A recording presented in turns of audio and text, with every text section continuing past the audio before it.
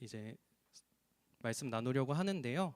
본문은 사도행전 7장 54절부터 8장 1절 말씀입니다. 저부터 한 절씩 교독하도록 하겠습니다. 제가 먼저 읽겠습니다. 그들이 이 말을 듣고 마음에 찔려 그를 향하여 이를 갈거늘 스데반이 성령 충만하여 하늘을 우러러 주목하여 하나님의 영광과 예수께서 하나님 아래 신 것을 보고 말하되 보라 하늘이 열리고 인자가 하나님 우편에 서신 것을 보노라 한데 그들이 큰 소리를 지르며 귀를 막고 일제히 그에게 달려들어 성 밖으로 내치고 돌로 칠세 증인들이 옷을 벗어 사울이라 하는 청년의 발 앞에 두니라. 그들이 돌로 스데반을 치니 스데반이 부르짖어 이르되 주 예수여 내 영혼을 받으시옵소서 하고 무릎을 꿇고 크게 불러 이르되 주여 이 죄를 그들에게 돌리지 마옵소서 이 말을 하고 자니라. 사울은 그가 죽임을 당함을 마땅히 여기더라. 그 날에 예루살렘에 있는 교회에 큰 박해가 있어 사도 외에는 다 유대와 사마리아 모든 땅으로 흩어지니라. 아멘. 네, 여러분 지난 한 주 어떻게 보내셨나요? 저희 이제 함께 사도행전을 묵상하고 있는데 그 묵상하는 건 조금 어떠신가요? 괜찮으신가요? 저도 이제 여러분들과 함께 쭉 사도행전의 흐름을 따라서 하루에 한 장씩 사도행전을 묵상하고 있는데요. 지난주에 들었던 이제 상상력이라는 키워드가 많이 떠올랐던 것 같습니다. 사도행전을 묵상하면서. 그리스도인들은 실제로 어떤 삶에서 어떤 상상력을 가지고 살아야 하는지, 그리고 그 상상력이 말씀 가운데, 그 역사 가운데에서 어떻게 구현되어 가고 있는지를 생생하게 느낄 수 있어서 참 좋았던 것 같습니다. 또 다른 한편으로는 사도들이 어려움에 처하는 이 상황들도 굉장히 인상 깊었습니다. 분명 성령님께서 주시는 상상력을 가지고 나아가는데 왜 이렇게 순탄치 않을까? 또 특히 올바른 길로 나아가고 있다라고 하는데에도 왜 박해와 어려움은 늘 우리 가운데에 도사리고 있는 것일까? 그런 생각을 하면서 이 시대를 살아가는 그리스도인으로서 한편의 동질감도 느끼게 되었던 것 같아요. 오늘날에도 그리스도인으로 산다는 것은 마냥 쉬운 일은 아니기 때문입니다. 특히 올바른 길이라고 생각해서 따라가고 있는데 우리 앞에 우리가 상상하지 못했던 어려운 일들을 마주할 때면 그 당혹감은 이루 말할 수가 없는 것 같아요. 이 고민이 비단 저만의 고민은 아닌 것 같습니다. 또 그리스도인만의 고민도 아닌 것 같습니다. 철학자 김진영 선생님도 그분의 저서 아침의 피아노에서 다음과 같은 질문을 던지고 계시기 때문입니다. 제가 읽어드리겠습니다. 내가 상상하지 않았던 삶이 내 앞에 있다. 나는 이것과 어떻게 만날 것인가? 상상하지 않았던, 상상하지 못했던 일들은 늘상 우리 삶 가운데에 가까이 있는 것 같습니다. 어쩌면 살아간다라고 하는 것은 상상하지 못했던 일을 마주하고 그것에 반응하는 것의 연속이라고 할 정도로 우리의 삶 가운데에서 어렵지 않게 마주하곤 합니다. 그렇다고 한다면 우리는 그 삶 앞에서 질문을 던지게 됩니다. 우리는 과연 그 삶을 어떻게 마주하며 어떻게 만나가야 되는 것일까요? 오늘 저희가 함께 읽은 그 본문의 배경에서는 두 부류의 사람들이 등장합니다. 유대인들과 초기 그리스도인들이 바로 그들인데요. 이들 또한 상상하지 못했던, 예측하지 못했던 상황을 마주하고 있었습니다. 유대인들에게 있어서는 스데반의 등장 그리고 그를 비롯한 초기 그리스도인들의 등장이 그러한 상황이었고요. 그리고 다른 한편에 초기 그리스도인들에게는 오늘 저희가 함께 읽은 스데반의 순교와 교회의 핍박이라는 상황이 그러했습니다. 이 두 부류의 사람들은 어떻게 이 상황을 마주했을지 함께 말씀을 살펴보길 원합니다. 이들의 반응을 구체적으로 먼저 살피기에 앞서서 전반적인 배경을 먼저 살펴보고자 합니다. 본문의 주요 내용은 말씀드렸다시피 스데반의 순교 이야기입니다. 그렇다면 스데반이 순교하게 된 이유는 무엇일까요? 스데반의 순교 이야기는 크게 세 단락으로 나눌 수 있습니다. 첫 번째 단락은 사도행전 6장 8절에서부터 15절까지 유대인들과의 갈등이 표면적으로 등장하고요. 그리고 두 번째 단락은 7장 1절부터 53절까지 스데반이 공회에서 변론하는 장면이 등장합니다. 그리고 마지막 세 번째는 오늘 저희가 함께 읽은 순교의 장면입니다. 첫 번째 단락인 6장 8절에서 15절을 보면 유대인과 스데반의 갈등이 등장합니다. 이들의 갈등을 야기한 주요 논쟁은 무엇이었는지 같이 6장 14절을 함께 살펴보려고 하는데요. 제가 읽도록 하겠습니다. 그의 말에 이 나사렛 예수가 이곳을 헐고 또 모세가 우리에게 전하여 준 규례를 고치겠다 함을 우리가 들었노라. 이어서 7장 47절부터 50절까지도 함께 같이 살펴보고 이어가도록 하겠습니다. 47절입니다. 솔로몬이 그를 위하여 집을 지었느니라. 그러나 지극히 높으신 이는 손으로 지은 곳에 계시지 아니하시나니 선지자가 말한 바 주께서 이르시되 하늘은 나의 보좌요 땅은 나의 발등상이니 너희가 나를 위하여 무슨 집을 짓겠으며 나의 안식할 처소가 어디냐? 이 모든 것이 다 내 손으로 지은 것이 아니냐? 이들의 갈등을 야기하는 주요 문제는 다름 아닌 성전에 대한 견해 차이였습니다. 스데반의 주장의 핵심은 무엇이냐면 하나님은 인간이 손으로 지으신 그 공간에 제한되시는 분이 아니시기 때문에 성전에 지나치게 의미를 부여해서는 안 된다라고 이야기하는 것이었습니다. 우리의 시각에서는 굉장히 합당한 말처럼 들립니다. 크신 하나님이 공간에 국한되지 않는다는 것 굉장히 수긍이 가는 이야기이죠. 그런데 당시 유대인들에게는 이게 조금 다르게 들려졌습니다. 매우 파격적이었을 뿐만 아니라 어떤 면에서는 굉장히 불편하게 들릴 수도 있는 이야기였는데요. 크게 두 가지 이유에서 그렇습니다. 먼저 유대인들의 전통에 대한 도전으로 간주될 수 있었던 말이었습니다. 유대인들에게 있어서 이 성전은 하나님께서 임재하시는 구별된 장소였습니다.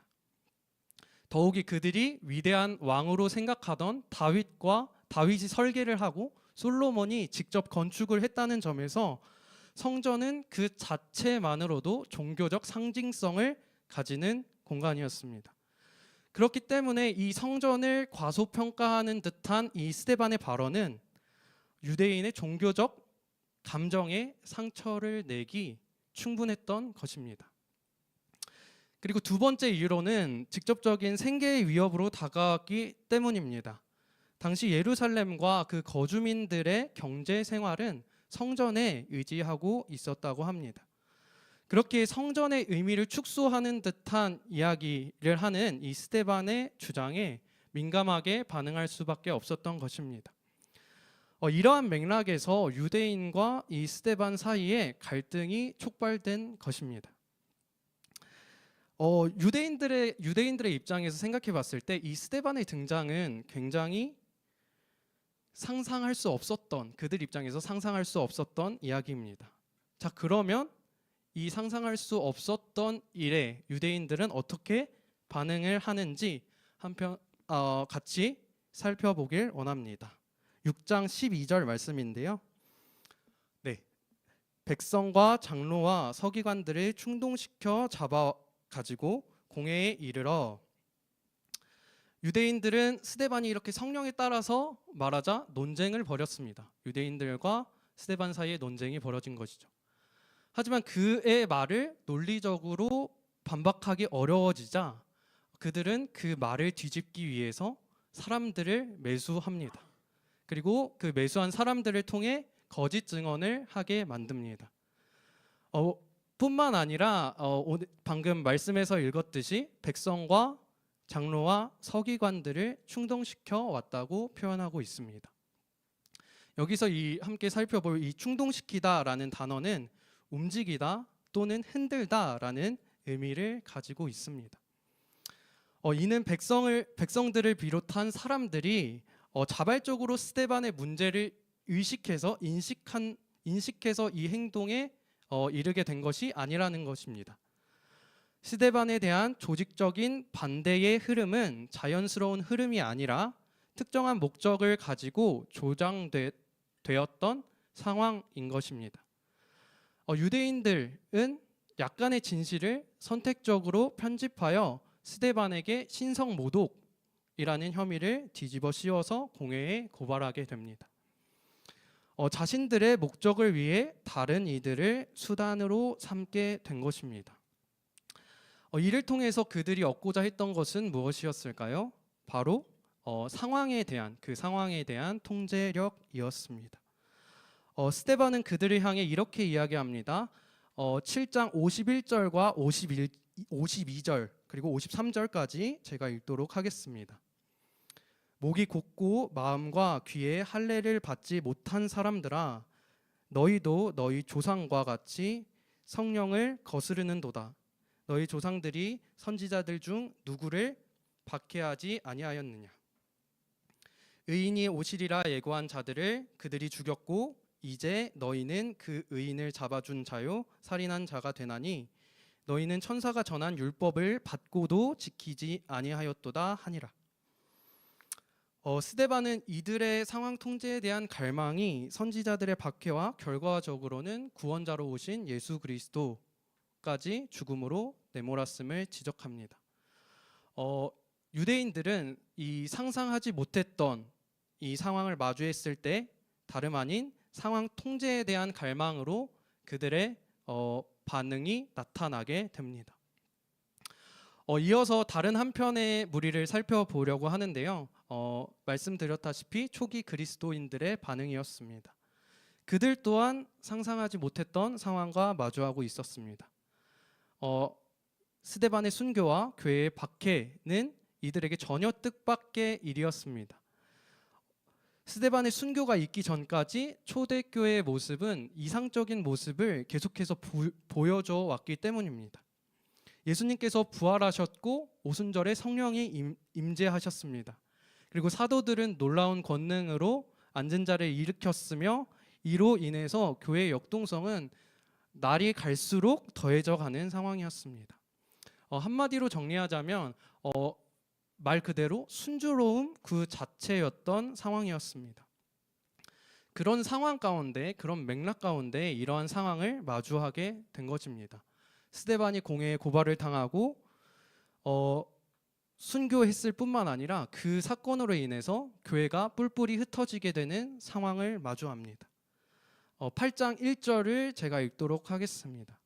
그 날에 예루살렘에 있는 교회에 큰 박해가 있어 사도 외에는 다 유대와 사마리아 모든 땅으로 흩어지니라. 사도 외의 그리스도인들은 유대로 사마리아로 뿔뿔이 흩어지게 됩니다. 그러나 이들의 반응은 생각보다 초연함을 볼 수 있습니다. 8장 4절을 통해서 함께 확인해 보겠는데요. 그 흩어진 사람들이 두루 다니며 복음의 말씀을 전할세 통제권을 쥐려고 사람들을 선동하고 이용하려고 했던 유대인들과 확실하게 대조가 됩니다. 여기까지 우리가 말씀을 같이 살펴봤을 때 저희는 어떤 방향으로 그리고 어떤 모습을 그리스도인으로 보여줘야 할지 사실 이미 저와 여러분들은 모두 알고 있습니다. 당연히 이 그리스도인들처럼 초연하고 담대한 모습으로 어떤 상황이든 하나님을 의지할 수 있어야겠다라는 그 정답은 모두가 알고 있을 것입니다. 이렇게 명백하게 지적으로는 동의를 하지만 우리의 마음 한켠이 이 얘기를 들을 때에 살짝 무거워지게 되는 것은 유대인의 반응에 우리의 마음이 더 쏠릴 때가 많다는 것을 우리가 정직하게 스스로를 돌아볼 때 발견할 수 있기 때문입니다. 삶의 불확실성과 모호함은 그 자체로 불안함을 야기합니다. 그리고 야기된 불안은 우리의 삶에 직접적인 영향을 미칠 것처럼 느껴지기도 합니다. 때문에 변수를 상수로 예측 불가능한 상황을 예측 가능한 상황으로 만들기 위해서 부단한 노력을 쏟는 것은 그리 어색한 일은 아닙니다. 이러한 맥락에서 저희의 행동의 원동력 또한 어느새 불안이 차지하고 있게 되는 것을 보게 됩니다. 불안을 제거하기 위해서 행동을 하고 있는 것이죠. 그렇기 때문에 저희는 이 초기 그리스도인들의 반응뿐만 아니라 이 반응이 가능했던 그들이 이 반응을 보여줄 수 있었던 원동력도 함께 면밀하게 살펴볼 필요가 있습니다. 이들이 보여줬던 초연함과 담대함은 도대체 어디서 올 수 있었던 것인지 함께 살펴보려고 합니다. 어디서 오게 된 것일까요? 이 초연함과 담대함은? 네, 맞아요. 너무 진부한 이야기일 수 있겠지만 하나님이십니다. 하나님께서 그분과 함께 하셨고 친밀한 관계를 맺고 있었기 때문에 유대인들과는 전혀 다른 방향성으로 전혀 다른 반응을 보여줄 수 있었던 것입니다. 여기서 우리가 이 가운데에서 주목해야 할 것은 다름 아닌 관계라는 키워드입니다. 유대인들도 분명 하나님을 알았기 때문입니다. 하나님을 지식적으로 알았기 때문에 전통이 이야기하는 하나님을 너무나도 잘 알았기 때문에 스데반의 이야기 가운데에서 거리낄 수 있는 부분을 찾아낼 수 있었던 것입니다. 그러나 그들이 놓쳤던 것이 하나가 있는데 바로 앞서 말씀드린 관계성입니다. 하나님과의 관계성입니다. 그들은 하나님을 지식적으로 하나님의 말씀을 매뉴얼 정도로는 알았을지 모르지만 그 말씀 가운데에 나타나는 하나님이 어떤 분이신지, 하나님은 도대체 어떤 마음으로 우리에게 이 말씀을 하고 계시는지를 놓치고 있었던 것입니다. 저희가 사도행전을 이제 쭉 읽어보면 그리스도인들이 끊임없이 모이고 기도하는 장면을 어렵지 않게 발견할 수 있습니다. 그 시간들을 통해 그들은 하나님을 경험으로써 알아가게 되었던 것입니다. 인격적인 관계를 맺어가고 있었던 것입니다. 그러한 관계들이 쌓여서 하나님이 어떤 분이신지를 우리의 삶 가운데에서 경험적으로 알고 그리고 그분의 인도하심을 신뢰하는 마음들이 쌓여서 그 마음이 원동력이 되어 믿음의 결단으로 열매 맺게 된 것입니다. 말씀을 이제 맺으려고 하는데요. 이번 본문을 살펴보면서 저희는 상상하지 못했던 일 앞에 놓인 두 부류의 사람들을 함께 살펴보았습니다.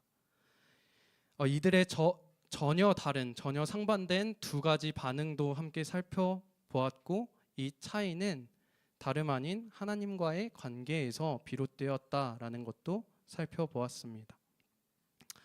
사랑하는 여러분, 이 말씀을 통해 우리 함께 권면합니다. 우리 힘써 하나님을 알아가길 소망합니다. 하나님과 더욱더 친밀해져 가기를 소망합니다.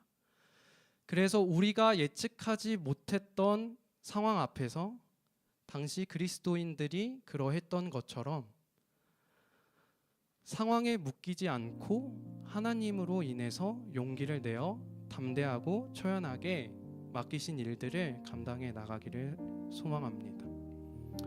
우리의 시야에 하나님의 일하심이라는 새로운 지평이 열리는 것, 그리하여 상황에 매몰되지 않고 하나님의 일하심을 기대할 수 있게 되는 것, 그것이 바로 성령님께서 우리 가운데에 그리고 그 당시 그리스도인들 가운데에 열어주셨던 새 지평입니다.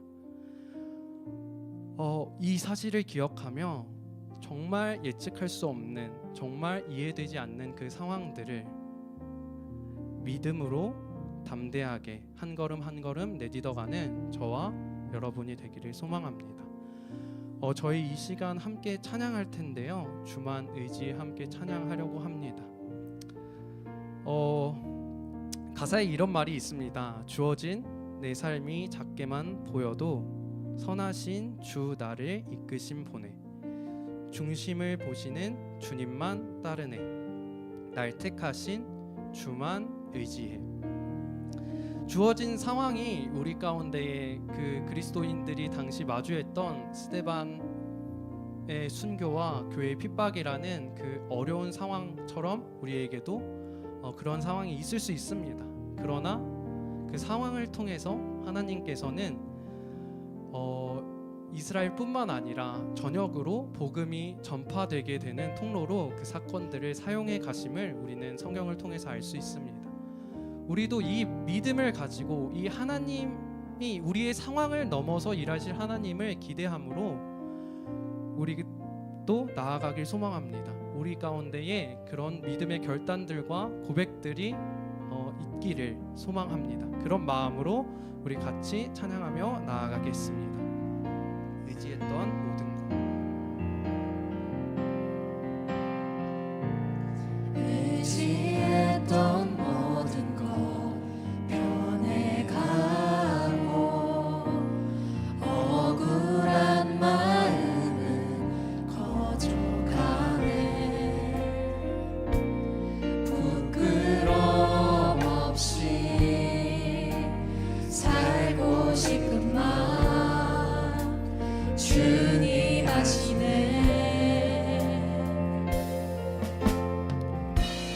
모든 일을 선으로 이겨내고 죄의 유혹을 따르지 않네. 나를 구원하신 영원한 그 사랑 크신 그네 날 붙드시네. 주어진 내 삶이 작게만 보여도 선하신 주 나를 이끄심 보내. 중심을 보시는 주님만 따르네. 날 택하신 주만 의지해. 보이는 상황에 무너질지라도 예수는 여기 나를 붙드네. 보이지 않아도 주님만 따르네. 내 평생 주님을 노래하리라.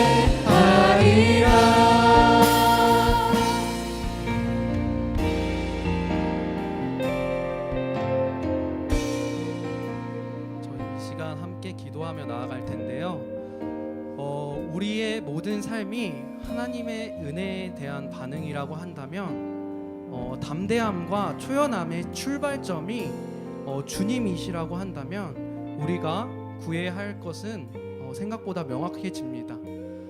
다른 것 아닌 하나님을 더욱더 알아갈 수 있도록 그 은혜를 우리의 삶 속에서 더욱더 누려갈 수 있도록 지식을 넘어 경험으로 알게 해달라고 이 시간 그 하나님의 간구함으로 기도하며 나아가시겠습니다. 기도하시겠습니다.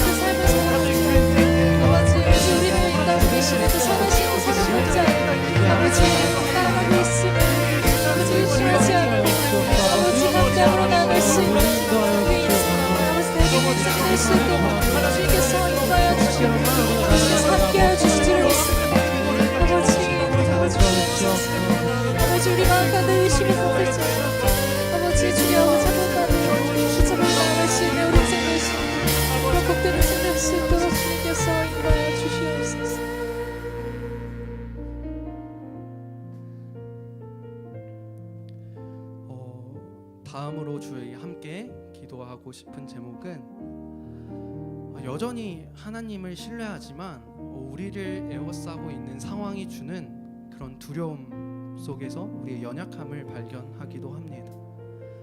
기도하는 가운데에도 상상치 못했던 불청객들, 불안과 염려라는 불청객들이 우리의 마음 가운데에 다가오게 된다라는 것입니다.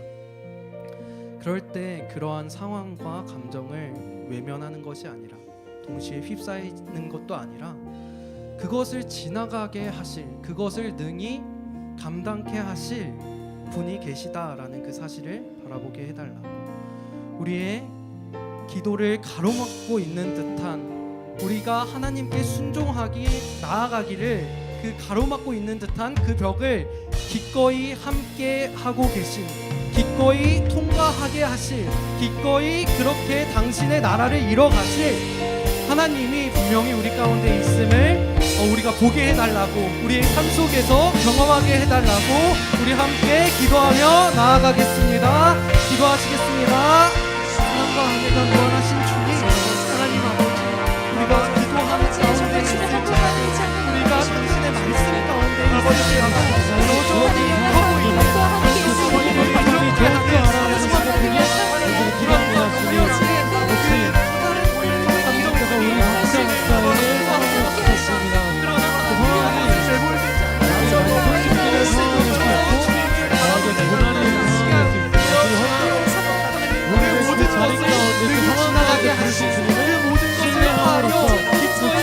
나라를 이루어가실 주님을 우리가 닮아가며 바라볼 수 있도록 우리의 눈을 열어주시옵소서. 우리가 주님을 향한 그 마음의 시선들이 하나님 아버지 되어지길 원합니다. 하나님 아버지, 주님을 의지할 게 너무나 많아가지고 주님께 나아가는 것이 어려운 상황이 있으시다고 약속하셨고 주님의 사랑으로 주님의 하나님의 하심을 우리가 바라보며 하나님 도와주시옵소서. 우리가 눈을 들어 주님의 은혜를 사모하게 해주시고 주님의 그 약속을 신뢰하기를 원합니다. 성령님을 구하시고 아버지 우리의 모든 것을 이뤄가면서 이루어가실 당신의 나라를 꿈꾸는 주님께서 함께하여 주시옵소서. 우리의 시선을 아버지 우리가 부족함에 주님께서 등하시고 아버지 우리가 그 문제를 주님께 넘어갈 수 있으라 고백하며 주님께서 하셨다고 고백할 수 있는 그런 생을 수 있도록 주님 함께하여 주시옵소서. 주님께서 역사하시는 우리 생을 수 있게 하여 주시옵소서. 함께하시는 생을 수 주님 인도하여 주시옵소서. 주님 이름 하나만을 부르시는 주님 이름 한번 부르시는 은혜를 보기 원합니다. 아버지 주님 가운데 함께하여 주시옵소서. 완전한 하나님 되시는 완전히 우리를 사랑하시는 우리가 사랑받는 자라는 성취를 헌신하신 그 주님을 부르겠습니다. 주님 주님께로 나아가 진정하여 주시옵소서. 우리가 하루하루 살아가는 힘이 우리가 나오는 그런 힘들이 아니라 성령의 불로 말미암아 말씀으로 말미암아 나오는 힘이 되어 수 있도록 주님 인도하여 주시옵소서. 아버지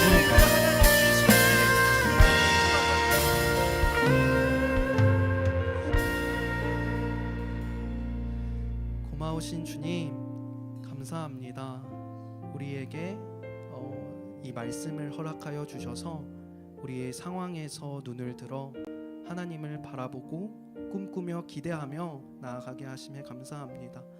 하나님, 우리의 상황이, 우리의 환경이 우리를 거세게 몰아치는 파도처럼 우리를 덮쳐올지라도 주님과 함께하기에, 주님께서 우리와 함께 하셨기에, 그리고 함께 하시기에, 함께 하실 것이기에 그 상황들을 담대하게 또 초연하게 헤쳐나갈 수 있는 용기를 우리에게 더하여 주시고 주님의 일을 기대할 수 있는, 주님의 이뤄가심을 기대하는 마음을 우리 가운데에 넘치게 부어 주시옵소서. 감사하며 모든 말씀 우리 구주 되신 예수 그리스도의 이름으로 기도드렸습니다. 저희 주님 가르쳐 주신 기도 주기도문으로 함께 예배를 마치도록 하겠습니다. 하늘에 계신 우리 아버지여, 이름이 거룩히 여김을 받으시오며 나라의 임하옵시며 뜻이 하늘에서 이루어진 것 같이 땅에서도 이루어지리이다. 오늘날 우리에게 일용할 양식을 주시옵고 우리가 우리에게 죄 지은 자를 사하여 준 것 같이 우리의 죄를 사하여 주옵시고 우리를 시험에 들게 하지 마옵시고 다만 악에서 구하옵소서. 대개 나라와 권세와 영광이 아버지께 영원히 있사옵나이다.